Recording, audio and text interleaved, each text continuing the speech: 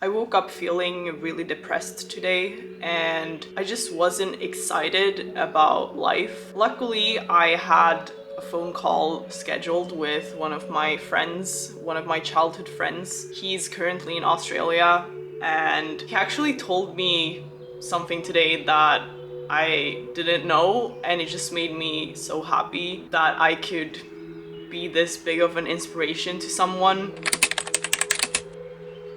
When you've been struggling with depression and anxiety for a long time, almost all of my life with anxiety, and he has also struggled with his own things, it makes you believe that good things are not really part of your life journey and you're just destined to have anxiety for the rest of your life and not being able to live without medications and therapy. And it's almost as if those struggles become the project of your life. And we were talking about how it becomes almost a part of your identity, and it's as if you're like, part of you is actually enjoying feeling bad most of the time. If this part of you or this anxiety, daily anxiety, doesn't occur, it's like, oh, I'm not myself. Like, I'm not person I was destined to be. So in a way, you're kind of maintaining feeling depressed and anxious and digging a deeper hole by always consuming self-help content, reading psychology books, trying to figure out how you're gonna solve this big existential problem. In a way, it's just procrastination. It's procrastination from actually living life. And I'm not saying that it doesn't make any sense that you're trying to solve feeling depressed or anxious. It makes total sense that it kind of became your life project because you're trying to survive. But there will come a day when you no longer can. It doesn't make any sense to uphold that image of yourself because you have developed and you have learned new things, and maybe you did go to therapy for a long time and it did actually help.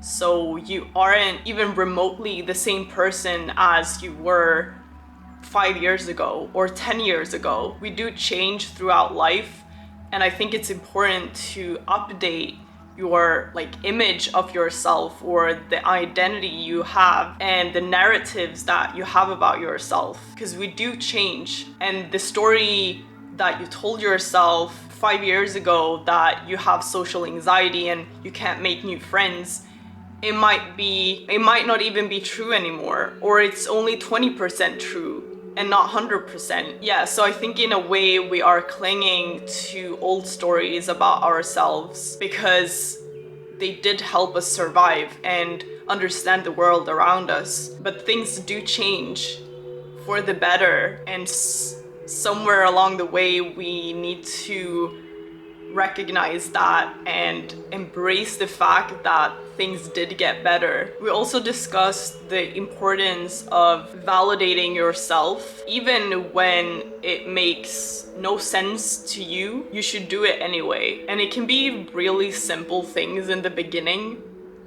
Like for him, it was just the fact that he told himself that he is okay. He didn't have to tell himself that you are amazing or you're the best person in the world. Because when you are depressed and anxious, it doesn't make any sense, because you're also very cynical oftentimes to say that you're the best person in the world or that you're super amazing and incredible. It won't have the effect that you're intending.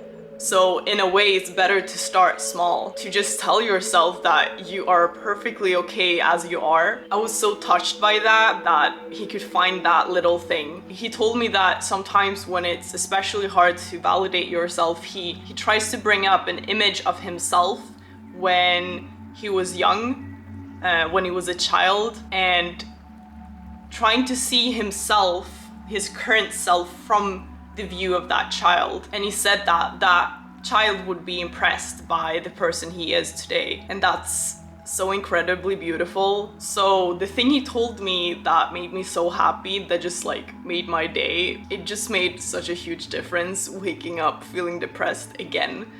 and just hopeless. One of the reasons why he went to Australia and why he had the courage to do that was because of me. So I'd gone to Rwanda for a couple of months, like 1.5 years ago, and he was so inspired by that because I remember sharing with him how scared I was and excited, of course, but I was so scared going alone to this other continent. I did it anyway. Me doing that inspired him to go to Australia and just like follow his dreams. And I was like, bro, that's like one of the nicest things somebody has ever told me. I just wanted to share that, partially also because of like the discussion that we had. Maybe somebody is super inspired by you and you don't even know it. Like, I was so touched. I'm literally like trying not to cry. Someone out there might be planning a trip or taking on a new job or being courageous in their relationship because of how you are moving and existing in this world.